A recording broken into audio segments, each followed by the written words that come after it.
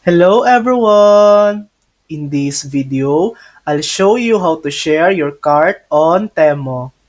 First, open the Temu app. Once inside, tap the cart icon, which you'll find at the bottom right of your screen. Once you're in your cart, tap the three lines in the top right corner. From the menu, select Share Cart. Here, you can choose specific products from your cart that you'd like to share. Tap the Share Now button.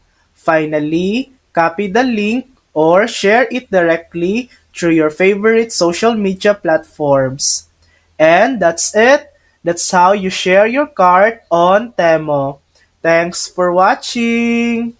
If this video helped you, please like and subscribe for more helpful tutorials.